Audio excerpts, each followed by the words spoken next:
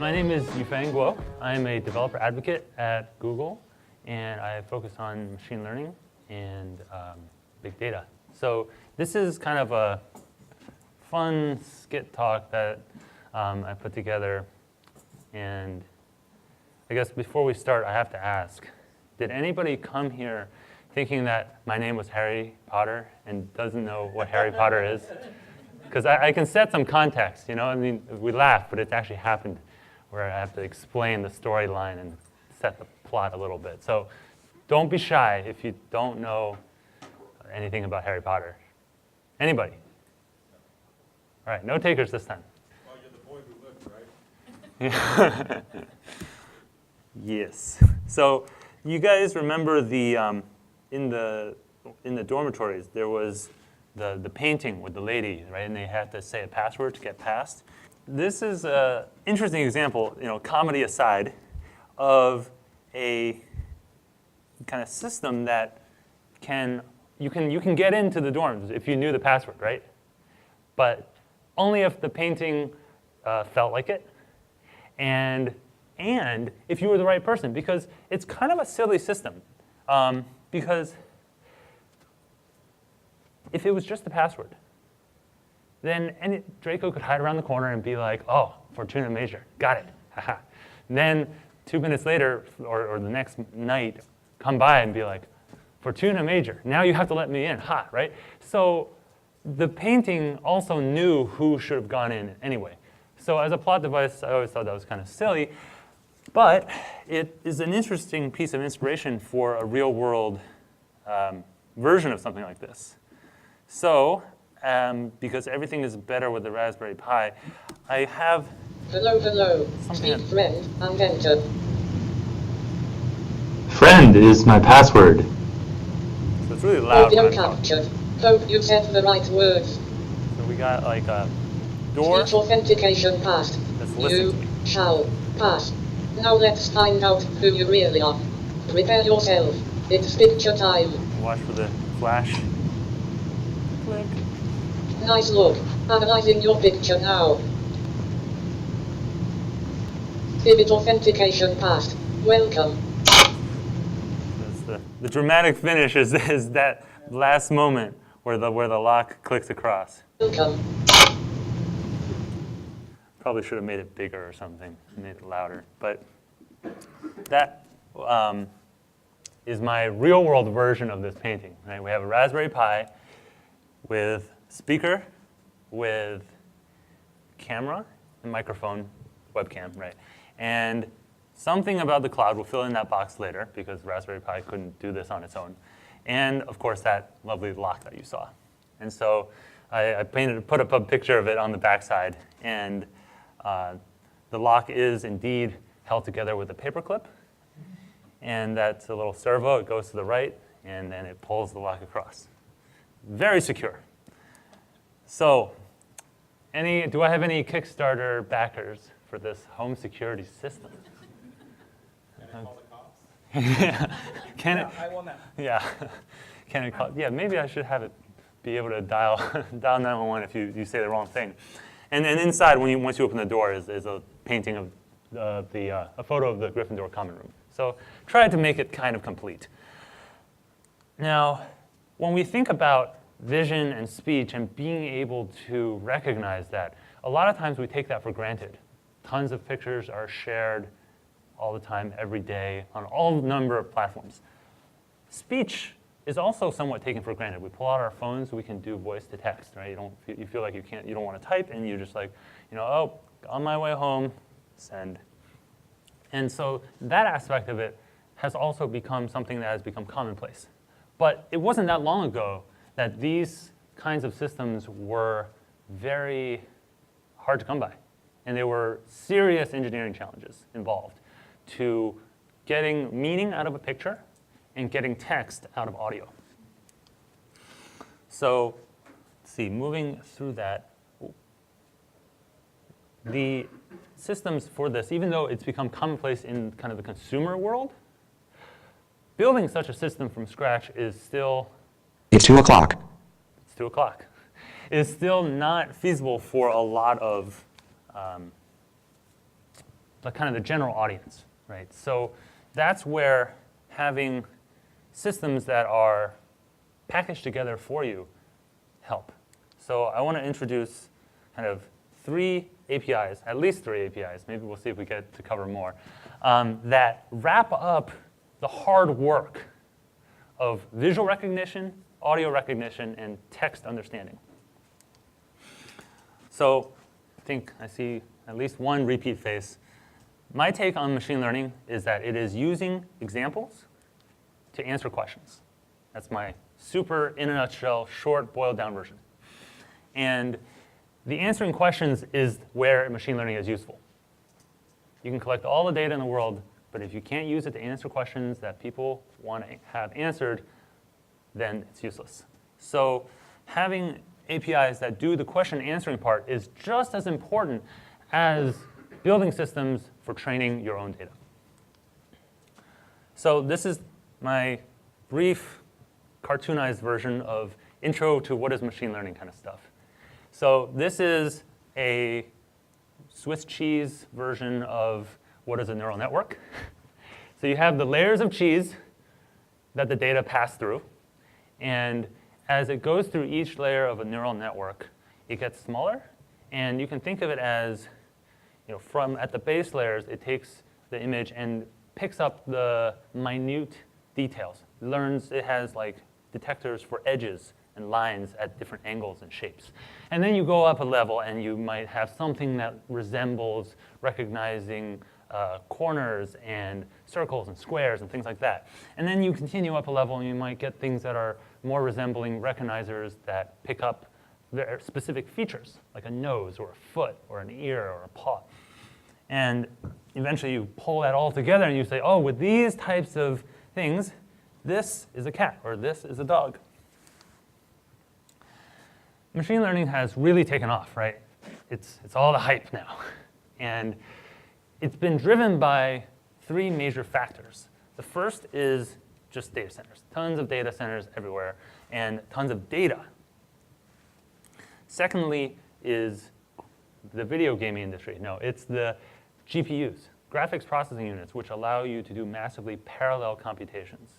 A lot of machine learning, and in particular visual understanding, is massively parallel in nature. And the reason why graphics cards are so useful for this is that when they were initially designed, they were just meant to show frames of images, either from a video game or a movie, on your computer screen nice and smoothly.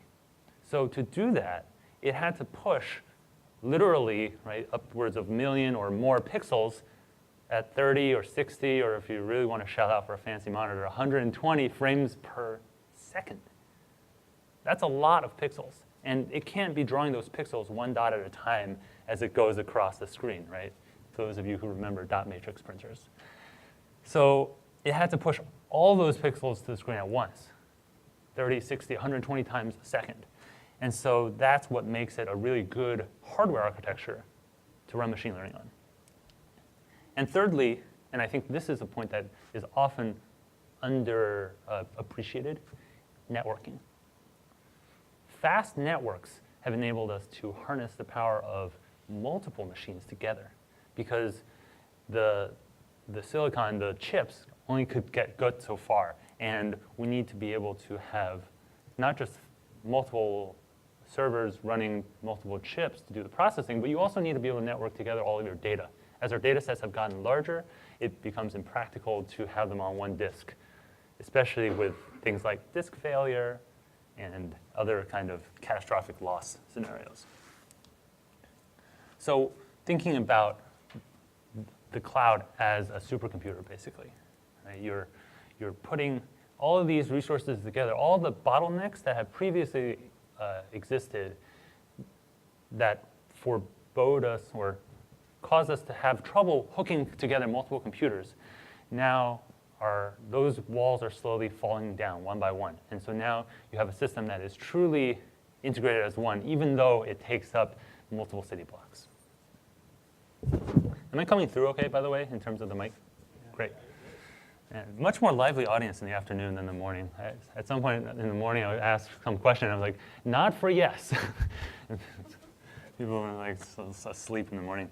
So deep learning at Google has seen well, I would call that a meteoric rise in usage over the past, say, 3-ish years. This is the number of folders, directories, at Google containing model files internally. And it's across tons of products. Hopefully you recognize some of these. Hopefully you don't hate all of them, but maybe you only dislike some of them. And everything from Google Photos, self-labeling the images, to recently there was the launch of a feature on Drive that suggests at the top, if you go into Google Drive, it'll show you the files it thinks that you might want to use right now, in this moment, which sometimes misses, but when it hits, it's really quite something. It's like, yes, this is exactly what I wanted. So that's a lot of fun.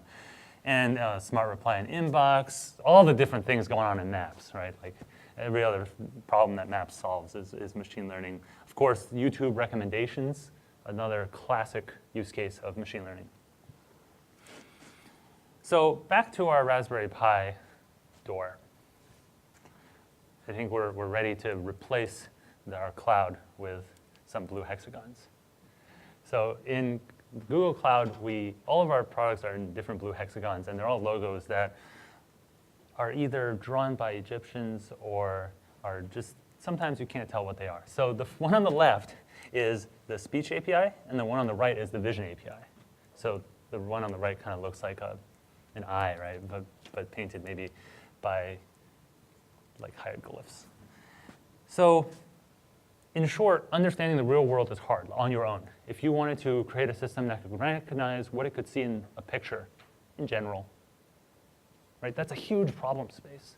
So why not just use something that's already existing that you can just make a call out to, get your response, and then move on. You can move on with building the thing you're trying to build rather than trying to solve the problem of, gosh, these sound waves are really confusing. I don't know how I'm going to get a word out of this.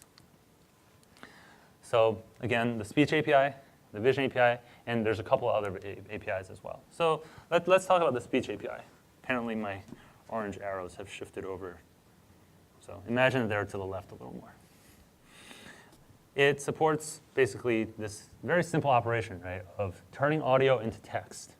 And while that's really easy to understand, like at a conceptual level, the actual task of doing that can be hard. Thankfully, using the API does not have to be hard. Yeah, we'll go to the demo. So what I've got for you guys here is let's see, first. So this is the JSON that you would send to make a request. And there's just a couple of items that I want to call your attention to. One is you can choose a couple of different encodings. I happen to just use FLAC. You can choose the language. So if we have any non-English speakers, we'll grab you up here, say a few words, see if it can pick it up. You can have it tell you alternatives to what it thinks it is. It'll give you some sometimes funny alternative translations, a profanity filter, and there's a speech context, which we will fill in shortly, or in our second time around. So what I'm going to say is, hey, would you pinch me? Okay, this is an old Simpsons joke. So it's going to record about 5 seconds of audio. Hey, would you pinch me? Okay, so then it's going to write that file out, and wow, that network. You get what you think, exactly what you think you would expect to get, right? Now, what I'm going to do is give it a little nudge and have it say, hey, I wanted you to add some custom words to my dictionary. Hey, would, and you pinch me. And now I'm going to send the exact same audio file up because I don't trust myself to reproduce that amazing vocal performance and see what comes back with the new parameters added. And you can see that first result with high confidence coming back as, hey, would, you pinch me. So that has interesting implications in terms of being able to customize something on the fly, as well as being able to put things like company names, person names, things like that, right? Like my name is Yufeng, which is not in the English language. So if I said my name, it would probably yield something interesting. funnily enough, I've never tried that, so it's something to try out another time. So that's the speech API in a nutshell. Did we have any volunteers for other languages? Me, All right. maybe try. What language would you like to speak, sir? Mandarin Chinese, Excellent. the most popular language in the world. That's right. That it is. So here we have the list of supported languages. And what we're going to do is go down to Chinese. Oh, actually, we can probably just type in Mandarin, if I can spell Mandarin. Great. So we got a couple of different dialects here. We got Mandarin traditional, Taiwan. We got Mandarin simplified in Hong Kong, and Mandarin simplified China. Yeah, you see, complicate China, right? Which version do you have any preference? Hong Kong, No, mainland China? Mainland. Okay, mainland China. So here's our language code. And we're going to go ahead and go back to our request. And we're going to replace our language code here with that value and save that file out. And now, think about what you want to say. What do you want to say? You know what you're going to say? Yeah. Okay. You ready? 谷歌是全世界最大最好的公司。See? Do you know what I mean? Let's translate. All right. So you can see there. Can you see the characters? Now, you guys heard it. Now, if you guys have really good memory, really impressive confidence value here. 100% accurate. So thank you. So let's put here. Oh, I copied that instead of the actual text. Oh, we'll just do this whole thing. You see? I like Google. Bad. Yeah. So you could. Oh, right. I said if you guys remember what it said. Let's see if, 谷歌是全世界最大最好的公司。 Ooh, it's better. 特兰斯科 okay. I don't know why I kept talking. So there you go. That's Speech API. You can turn any audio of a language of your choosing and have it say anything you want, kind of. Next up, we have the Vision API. Right? This is for visual understanding of the world. And as humans, we experience so much of the world around us through visual understanding. Our eyes pull in such rich data. And we're able to discern a lot of details through just pictures or just the visual component of our five senses. And so too does the Vision API have a lot of sensory capabilities. So it does these six and more actually now. And so I'll step through a few highlights. So when you send up a picture here of a hydrangea, you can get back various descriptions with scores, just like we saw before. And here we're asking the API to label this picture and say, what do you see in this picture in general? Right? So if I took a picture of us here today, it might say conference, classroom, things like that. If you wanted to say like carpet, you might be disappointed, right? Because a picture like this is not a picture of carpet. That's not the primary subject, just because carpet exists in that picture. And because you can't really tell it, I want carpet here, because if you already knew there was carpet here, why are you asking? So if you want a carpet, take a picture, it'll be a picture of carpet proper. The next thing is landmark detection. Continuing with our Harry Potter theme, here's a picture from the Wizarding World of Harry Potter in Orlando. And we also get back a latitude and longitude, and it's detecting this from the picture, not from the geotag or geolocation. So that has some fun implications of just being able to upload your pictures and have it tag it automatically. You can imagine a situation where you have a picture of the Eiffel Tower, then you have a picture of some other stuff a few minutes later, and then maybe another picture of the Eiffel Tower. Well, that's probably all in the same geolocation then, right? We can make some educated guesses about that. And so some interesting kind of applications of that. And we've got a little sidebar here. Those of you who are watching carefully might notice there's this MID or MID. What is this garbly-gook? It is a ID that tags into the knowledge graph. And so you can put that value up here in the ID and search for it in the knowledge graph. And that'll get you back interesting information like a Wikipedia link, a description. And so you could follow that Wikipedia link and then scrape that page. And the rabbit hole goes on and on. Next, we have face detection. The face detection aspect of the Vision API is really rich, but what it does not do, and I want to make this clear, is while it does facial detection, it is not facial recognition. It does not recognize your face as you. It recognizes your face as a face.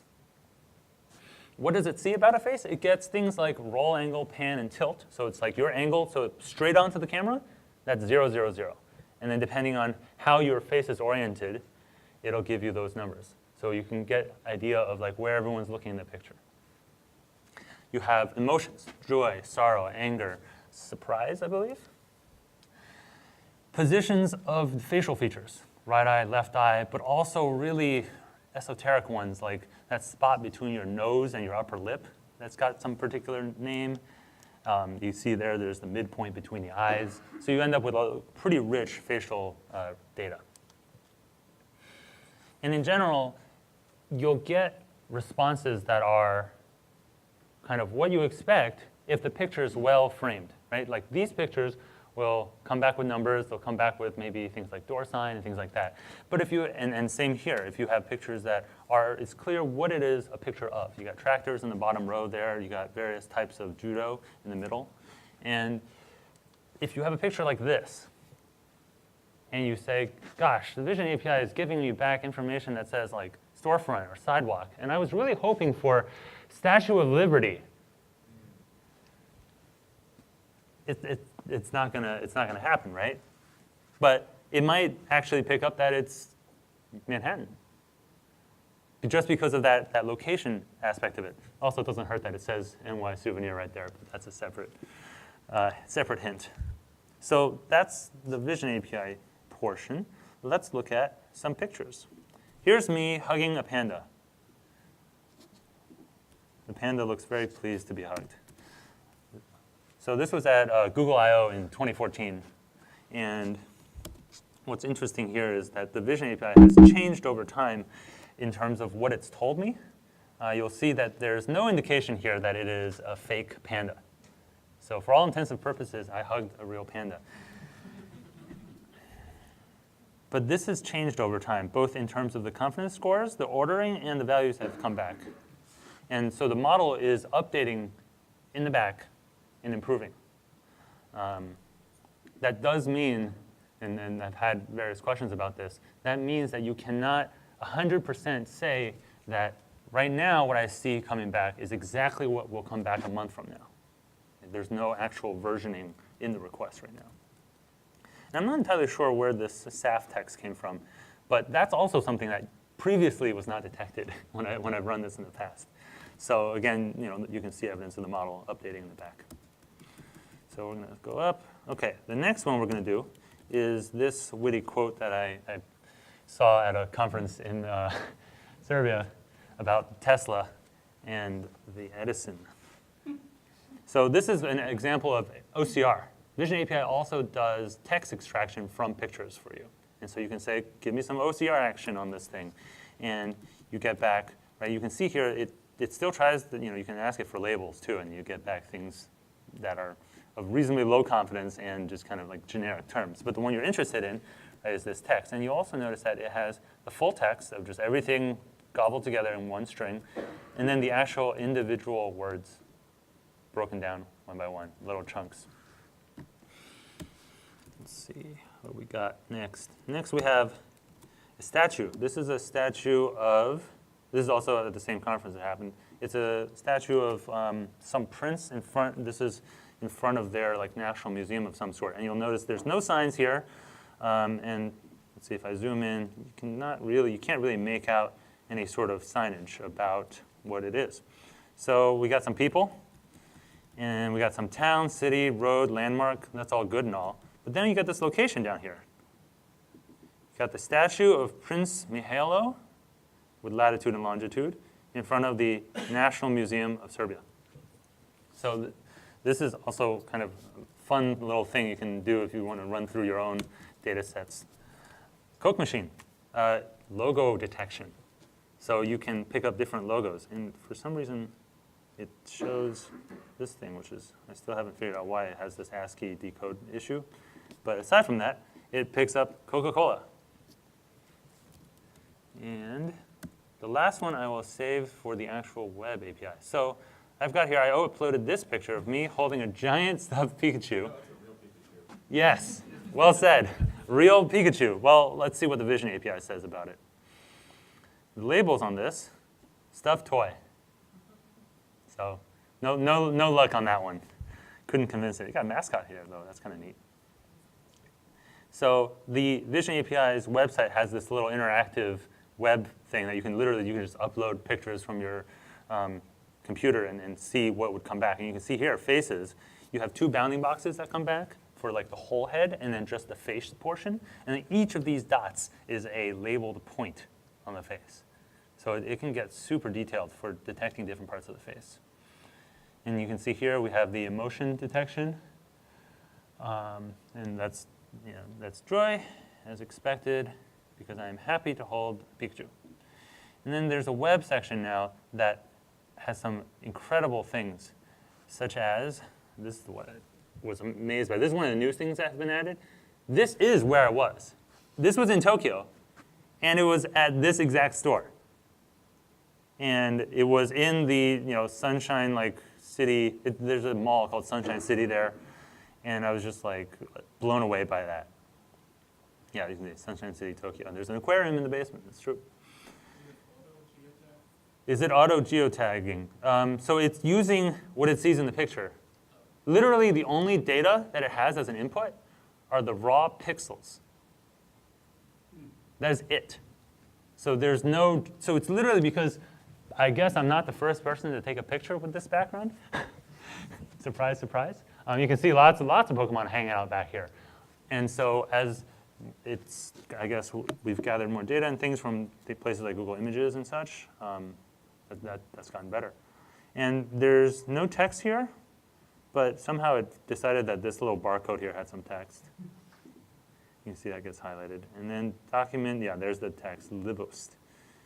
They'd also give some dominant colors and cropping suggestions for automated cropping of pictures, just like the subject. And then the only reason I'm doing this here is for Safe Search. Safe Search comes back with 4 parameters. There's medical, spoof, adult, and violent. Now, which of those, let's do a poll. Who thinks that this will be categorized as a violent picture? All right, 2 for violent. Who thinks it will be classified as medical? How about spoof? Maybe a spoof. And that was like a 5 or 6. And I assume everyone else thinks that it's adult. I can only assume that that's the case because, exactly, because Pikachu is not wearing any clothing. Now, to be fair, it is only a rating of possible. Right? It's not saying that it's even likely. So there's 5 categories. There's very likely, likely, possible, unlikely, and very unlikely. So this is 3 out of 5. So it's somewhere in the middle. But it was just funny that it even suggests that that's the case. Still to this day, I have no idea why it's doing this. But it's been very reliably telling me that it is adult, possible. So that's the Vision API. It's a lot of fun to play around with. And there's I'll tell you more about how to play around this some more. So Vision, speech. So with speech, we took audio and turned it into text. But text is just characters, right? And unless you want to do raw character substring matching, you're going to need a little bit more than just the raw characters of what was spoken. So it would be nice to get some entity recognition. Recognize that which parts of the sentence might be particularly important, relevant to the rest of the sentence, which ones are cities, which ones are people, which ones are places, things, events. Wait, no, this isn't Wheel of Fortune. So then there's sentiment, which gives you the general positive and negative sentiment of a sentence, and then syntax, where it gives you the classic kind of breakdown of the nouns and verbs and adjectives. So with entities, you get something like this. It picks out these entities, and for each one, it'll show what it's tied to. So this one is a location, Roulette. You got a Wikipedia URL, so you can see there it's born and raised in Joliet, Quebec. Then you have this person's name, Dennis Coderre, who apparently is famous enough to have a Wikipedia link. still working on that. And thirdly, the University of Ottawa, categorized as organization. So this sort of thing you could have, imagine if you had tons of pictures and then you did OCR and got text out of them. Then you took that text and then ran entity detection on them. And so you can begin to see how you can build up a trove of metadata without having to open a single image on your computer and without having to type a bunch of things into Excel spreadsheets. So sentiment analysis gives you polarity and magnitude. Polarity is just positive or negative and how much. So that only goes from -1 to 1. And then magnitude goes from 0 up to big numbers. But usually it's just within 0 to like say 10 or so. And syntax turns a whole sentence into a whole lot of details. The actual response for all of this, everything we talked about today, is JSON.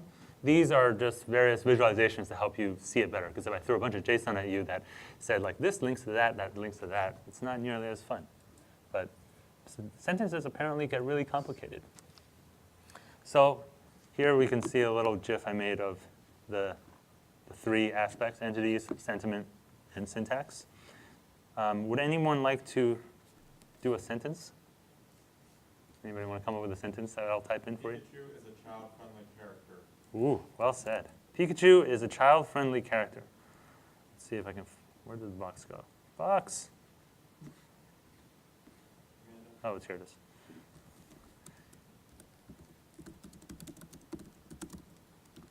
And we can see what it does in terms of whether we add a hyphen between child and friendly later. So we'll see how that goes. So here's Pikachu. We got a Pikachu article right to Wikipedia. And we got character. And you see here it also comes back with salience. Salience shows this importance of a word to the rest of the sentence. How relevant is it? We have sentiment, generally positive. Not super strong, not to 1, but closer to that than 0.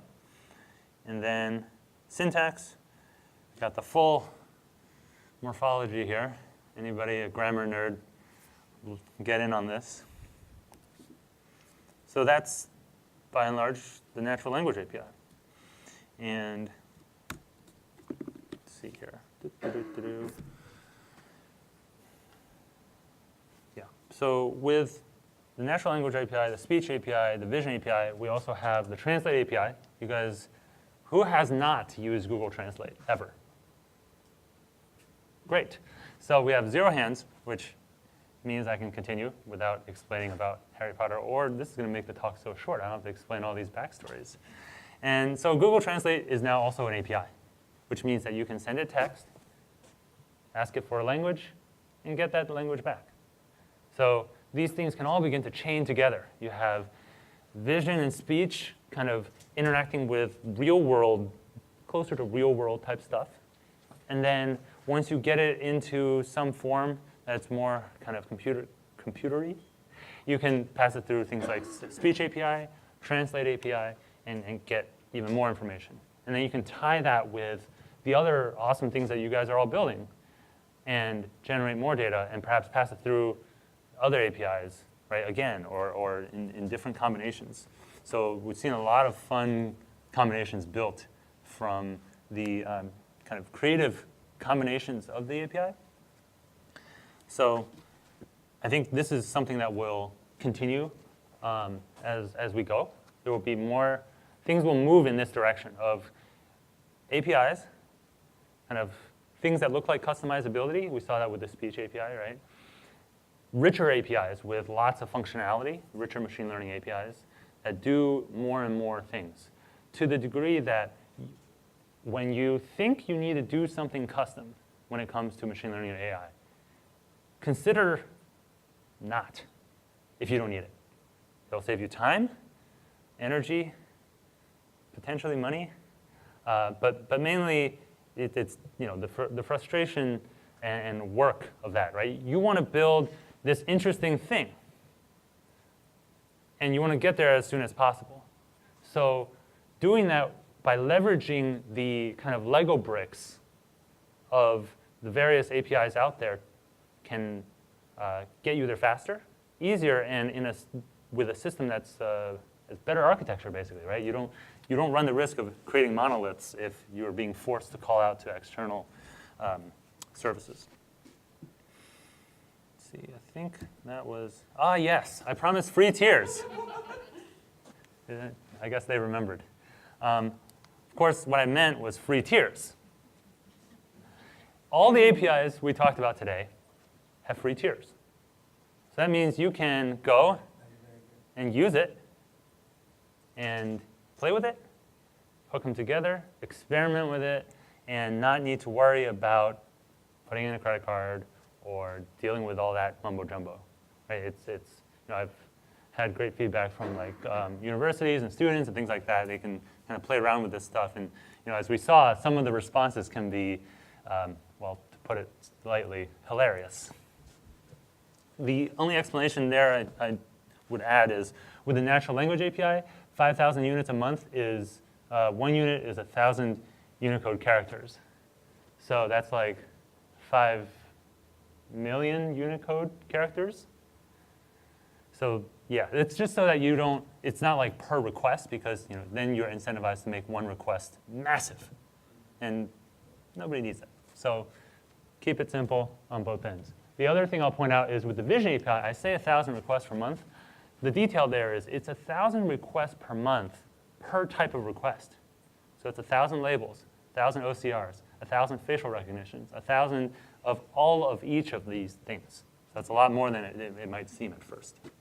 And so when you make that request, if you say, here's a Pikachu picture, I want you to detect for the label and the face. That's two. That's 2 detections, right? Let's see. Yes. And finally, there is the recently announced Video Intelligence API. Some of you may have heard of it. We just publicly announced it 2 weeks ago. And what it does is it lets you take a video, and it will return to you an annotation of the video with timestamps and what is seen at those timestamps. So imagine having a video where you're biking through your neighborhood with your GoPro, and there's some shots of some puppies, and there's some lawns and houses, people walking around, there's some cars, right? So you would get an annotation back that says cars, 10 seconds to 12 seconds, 13 seconds to 40, 20 seconds to 23 seconds. So little shots with those things in it. And then it also breaks it down by shot. So maybe you're holding your camera over here for a while, and then you kind of in a 1 second sweep, you go over here, and you're over here for a while, right? You're still pedaling along. That's what this bouncing I'm doing is. So it'll break it down by shot. It'll say the first shot was here, was this portion of the video, and then the next shot started, and then the next shot was this long, and then we had a short shot here, and then there was a quick cut to this. So what you can imagine doing there is making things like rich metadata tagging of all your videos, and then being able to search across an entire library of videos. You say, show me all the shots of puppies in these 10 videos. And then just being able to be like, oh, it's this little bit here, this little bit here, this little bit here. And doing that sort of thing, let's since we have time, let's go ahead and just do it instead of me trying to act it out, because nobody wants to see that. Video? Nope. I think it's video-intelligence or something. Here we go. Video-intelligence. Called it. All right.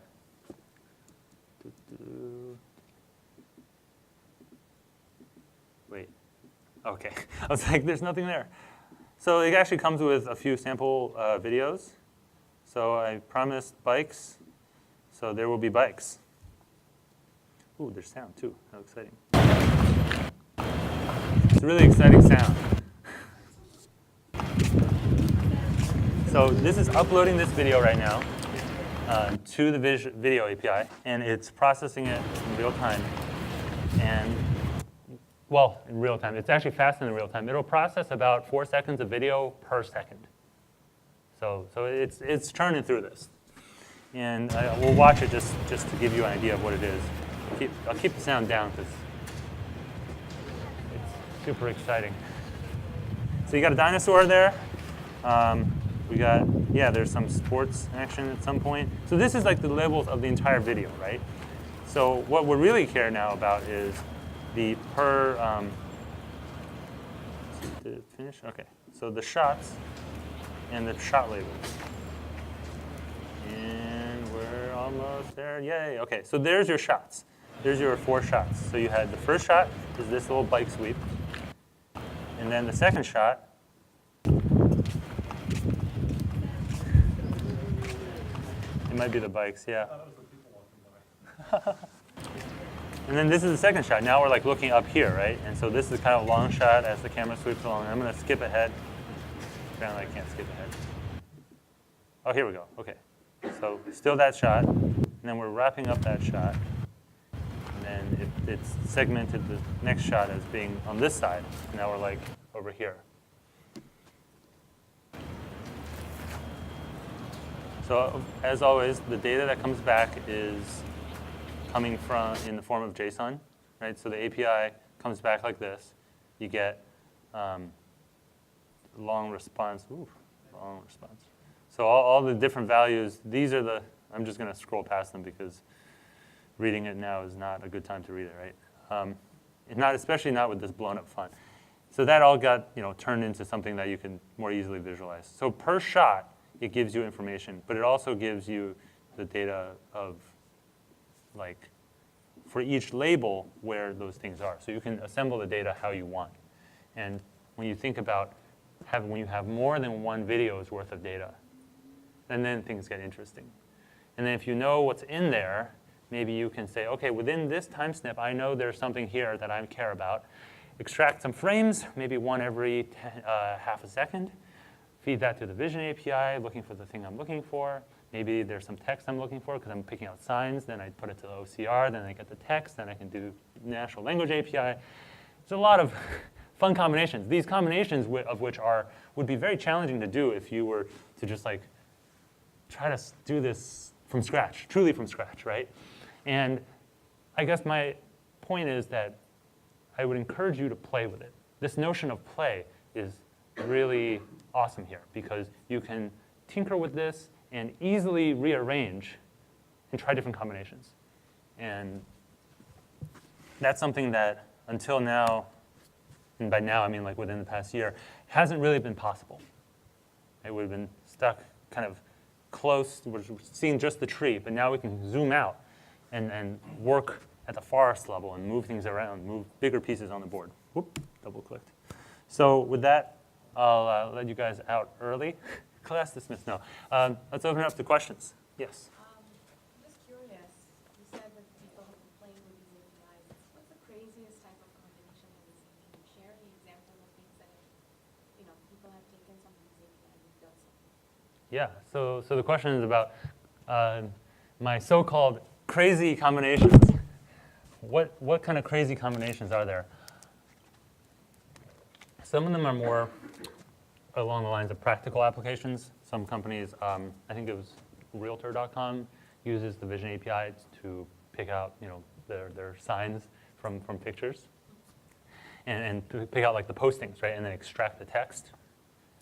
But in terms of fun combinations, one of my colleagues ran sentiment analysis on Twitter hashtags during the presidential debate. Right, and then you can chart that out. She loaded all the data from the Twitter fire hose into BigQuery and then churned through it all one by one. And that took a couple hours to run, but then again, so did the debates, right? And let's see, what else? Vision API. The facial detection on the Vision API in terms of emotions is interesting because you can bucket them into different, like you could have different buckets of pictures. At some of the conferences that I've been to, they've made kind of like we call it an Emoto booth. So you can take a picture, maybe sometimes they hire a photographer, you take a picture and then they will run that picture through the Vision API and then get the emotion analysis, right? And then based on what emotion it shows, it frames you in like a certain light. And like if you're like happy, it's like yellow. If you're like angry, it's like purple or something, or red. There's also one where they'll, you know how at carnivals or even at like amusement parks, there are those pictures where there's like this big wooden cutout and there's holes for your face and you like get behind it and then the rest is all filled in, right? So it generated that because it knew where your face was, right? There were those facial bounding boxes. And so it, based on your emotion, put you in a different face spot, right? So you can really get creative with it. At first blush, some of the data that's coming back, you're just like, yeah, well, I don't really care where the face is in the picture or where the edge of the eyelid is. But like, well, if you want to draw a pair of sunglasses on all your friends' faces, then you kind of do. Or a mustache. Right? You can put a mustache, because that spot between the upper lip and the nose is also identified. Glasses, there's like the dots around the eye are like center of eye, and then there's like above, below, the left, the right. And that's just like the inner circle. And then there's like another loop around that, and like where the eyebrows are, and it goes crazy. Right? Make everybody's eyebrow go up. And while a lot of these are like toy examples, there are obviously also like more business-y applications too. Question in the back. So what's the time to actually do the vision recognition of So the question, do it and switch out? do it and switch out? Is it What do you mean by when switch? you were doing your example, you were uploading an image and then switching after? Oh yeah, you want to see it go right now. Yeah. All right, let's do it. So ready? 3, 2, 1, click. Well, with Wi-Fi. So let's try. Any good experiment needs to have multiple runs, right? Yeah. So some part of that is uploading, absolutely. But it takes it's the actual time in the server is like 1 to 2 seconds. It's including network traffic, is what I've seen. Yeah. You also said that so it does facial detection and do facial recognition. Can you upload some images or train something so you can do facial recognition? So the question is around facial recognition versus detection and whether or not you can supply your own images to train the model, so to speak.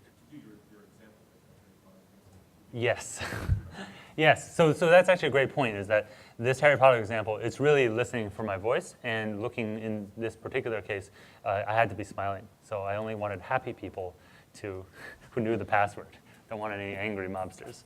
And so unfortunately, the Vision API right now, the way it's designed, is a read-only, basically, system. So it's a model that everybody uses the model. Obviously, they upgrade the model, but you all use the same one. And so there's no way to upload your own custom data for the Vision API. If you wanted to do custom things, we have the cloud machine learning engine for doing custom work. Yeah, but you can take the face and normalize the size and make your own recognizer work way better. Yeah.